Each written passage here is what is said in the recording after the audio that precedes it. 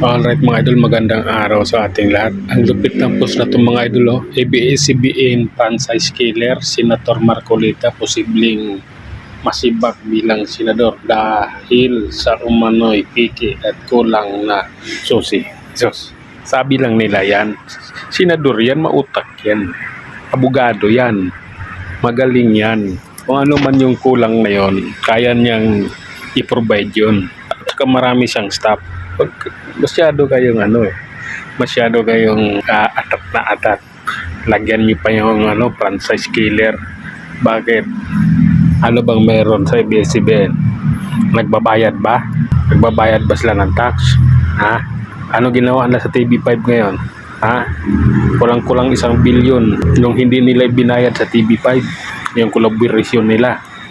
Ngayon, pinatigil ng TV5 yung show nila. Ano ngayon? Mag-YouTube na lang sila, mag-TikTok, mag-Facebook, hanggang doon na lang sila. Sabihin niyo, kahit anong sabihin niyo paninera kay Senador Marcolita, matalino yan, ha?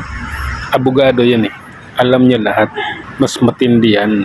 Kahit anong gagawin nilang paninira dyan, kahit ano pang paninira nila, wala yan, hindi nila matitinag yan.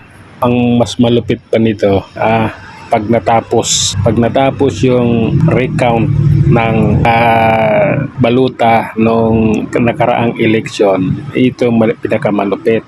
Baka yung ibang senador dyan mawawala, si Bam Aquino, si Pangilinan, baka mawala yung ibang senador dyan kasi hindi naman nanalo yan, di ba?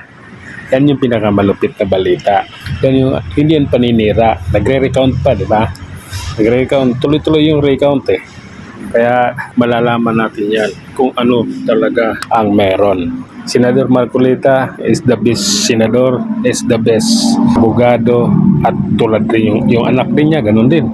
Matalino rin, di ba? Sino pang mga at anong paninira ninyo, yung pagbangga ni Marcolita sa mga oligarko, nararapat lang yan.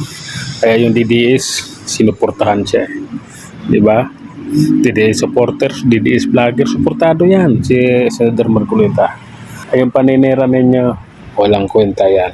Hanggang dito na lang muna mga idol, hanggang sa muli, maraming salamat.